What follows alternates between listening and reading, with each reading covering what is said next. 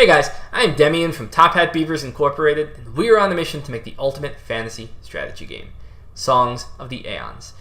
Now, the world of Songs of the Eons is what we call on the development team a deep simulation. And what that means is that we're not really making a strategy game per se as much as a living fantasy world in which you can hop in at some point in its history and lead a society.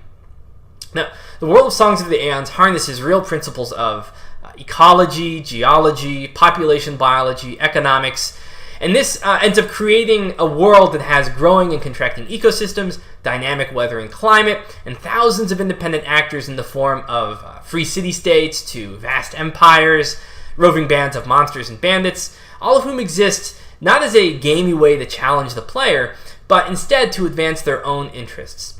Everyone in Songs of the Eons, big and small, exists for themselves.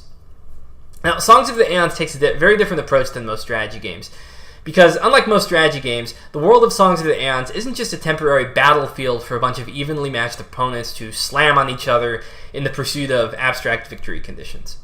Instead, it's a massive world simulator, a strategy game sandbox almost, that has no beginning or ends.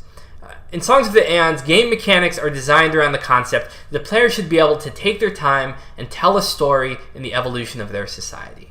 The game really doesn't care or notice that you are even a player at all. There are no gaming mechanics outside of the simulation for the sake of challenging the player or producing balance.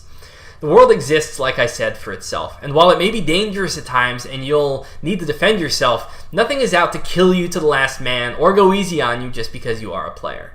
The plagues and famines and floods and raids and internal coups that you will face will emerge as a result of the game's deep simulation. And just like in history, none of these calamities will care whether or not it's more or less than you can handle. With the same in-depth decay mechanics that exist in history constraining empires, no one in the game will be snowballing toward world conquest. This frees the player to pursue development or cultural evolution objectives which don't necessarily directly involve smashing your opponents. This will be very liberating because what it means, what's important in the end, is you being able to tell the story of the evolution of your society.